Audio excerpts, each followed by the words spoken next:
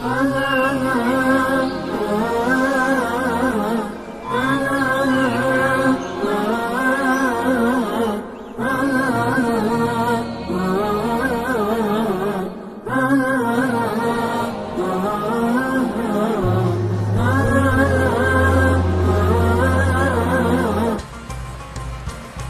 berkurban ini diwajibkan kepada seorang muslim yang dia sudah balik, berakal, yang pastinya adalah muslim yang paling inti. Dengan kita berkurban dan mendekatkan diri kepada Allah Subhanahu wa taala, motivasinya adalah Nabi Ibrahim alaihissalam. Bagaimana Nabi Ibrahim itu disematkan oleh Allah, walaupun beribu-ribu tahun sudah Nabi Ibrahim meninggal, tetapi selalu namanya terngiang dan selalu kita sebut namanya, dan selalu Allah Subhanahu wa taala abadikan, sehingga di dalam pelaksanaan ibadah haji itu semuanya itu adalah kebanyakan mengikuti sifat-sifat Nabi Ibrahim. Karena apa? Allah abadikan, Allah berkahi Nabi Ibrahim, dan juga anaknya air zam-zam yang masih terpancar sampai saat ini adalah salah satu keberkahan. Apabila kita ingin berkah hidup kita, ingin berkah umur kita, ingin berkah rezeki kita, maka kita berkorban hanya untuk Allah Subhanahu wa taala. Dan tidak akan berkurang harta seseorang yang memanfaatkan jalannya ke jalan Allah Subhanahu wa taala. Berkorban kita kepada Allah. Jadi berkorban ini kita diwajibkan untuk memilih binatang sembelihan peliharaan yang terbaik, yaitu onta yang umurnya itu yang paling sedikit adalah paling muda umurnya 5 tahun, dan kalau sapi umurnya 2 tahun, dan kalau kambing umurnya 1 tahun. Dikisahkan Nabi Ibrahim alaihissalam mengorbankan 1000 ekor kambing dan 300 ekor sapi dan 100 ekor unta. Lalu Nabi Ibrahim ini pun selalu dipuji oleh orang-orang sekitar. Masya Allah, Ibrahim ini sangat baik dan dermawan. Katanya Nabi Ibrahim, jangankan binatang-binatang peliharaan, kalau saja aku mempunyai anak laki-laki, maka disuruh Allah, maka akan aku korbankan, katanya Nabi Ibrahim. Lalu ditagihlah nazarnya. Nazarnya ditagih oleh Allah Subhanahu wa taala. Ini adalah salah satu dalil kurban ini terbagi menjadi 2. Pertama adalah kurban wajib, dan kedua adalah kurban sunnah. Kurban wajib ini adalah kurban yang kita nazarkan. Seperti halnya Nabi Ibrahim tadi, apabila saja aku disuruhkan Allah untuk menyembelih anakku, maka akan aku sembelih. Nah, itu adalah nazar wajib. Akhirnya Nabi Ibrahim pun memenuhi nazarnya kepada Allah Subhanahu wa taala dengan untuk menyembelih anaknya yang tersayang. Walaupun umurnya 83 tahun tidak mungkin untuk mendapatkan anak, dia disuruhkan Allah untuk menyembelih dan mengorbankan harta yang paling dikasihinya. Lalu nazar ini kurbannya, misalkan apabila aku nanti terpilih menjadi anggota DPR, aku akan berkorban 10 ekor kambing ataupun 10 ekor sapi. Dia wajib untuk mengkorbankan apa yang telah dinazarkannya. Apabila dia tidak melaksanakannya, cuma yang dia janjikan 10, dia memotong cuma 5 saja ataupun 6, belum cukup nazarnya. Makanya kalau nazar, aku apabila terpilih dari anggota DPR, aku akan menyembelih sapi yang terbesar, harus dilaksanakan. Dan daging itu tidak boleh kita makan. Itu adalah kurban wajib. Adapun kurban sunnah yang dilaksanakan kita ini setiap tahun, kita laksanakan setiap tahun.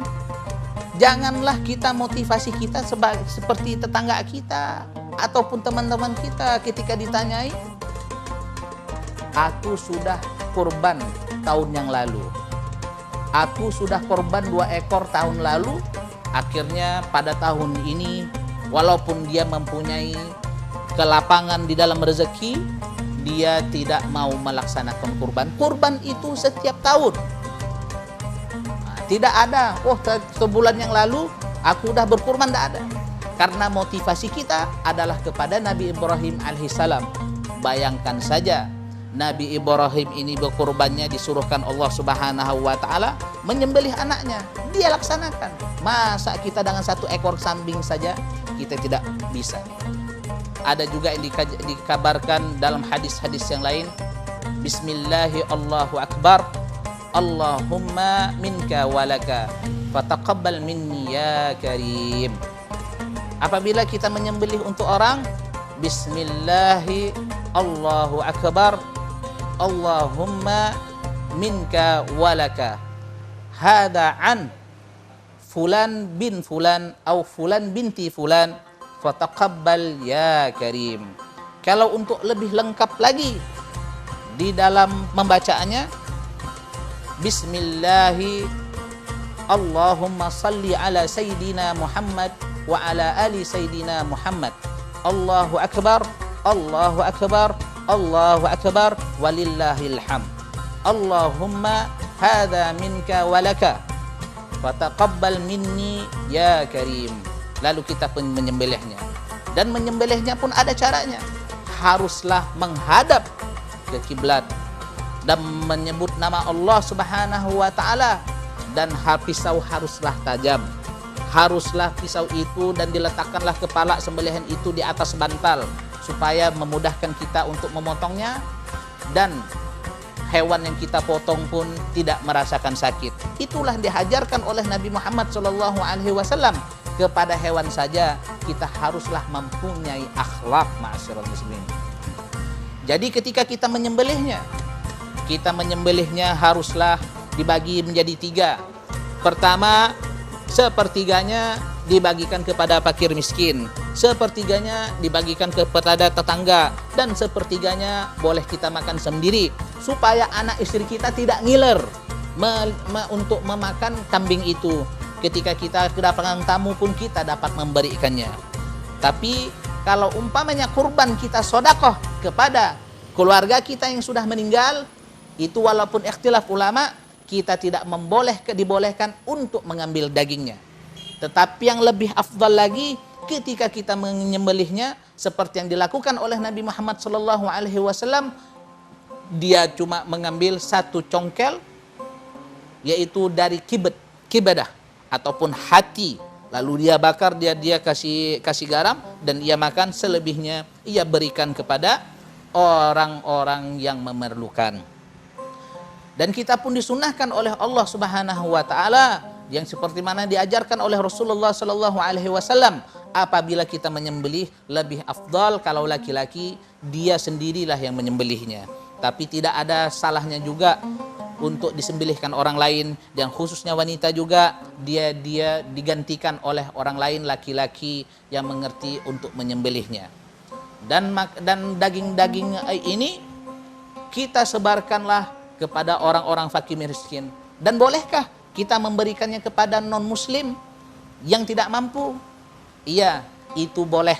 Jadi kita berikan juga kepada orang-orang, misalkan di sini ada Cina yang tidak mampu, orang Kristen yang tidak mampu, tetapi kita haruslah mendahulukan orang-orang muslim.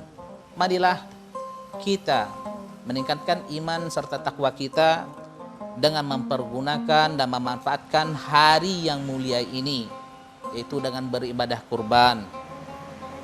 Jadi di zaman Rasulullah, di zaman itu, ketika di zaman setelah zaman Ibrahim, orang-orang Arab pun dia itu pun berkurban.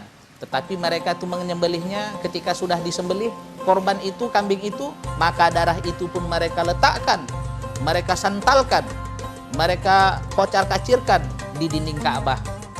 Dan mereka pun menyebut, ya Allah, sesungguhnya kami telah berkurban. Di dalam ayat, la yanalu luhumuha wala dima'uha walakin yanaluhu taqwahu minkum. Sesungguhnya daging-daging dan darah-darah dari kurban itu tidak akan sampai kepada Allah Subhanahu wa taala, tetapi takwa kita lah yang sampai. Jadi Allah Subhanahu wa taala menginginkan kita dengan pengorbanan kita sebagai wasilah.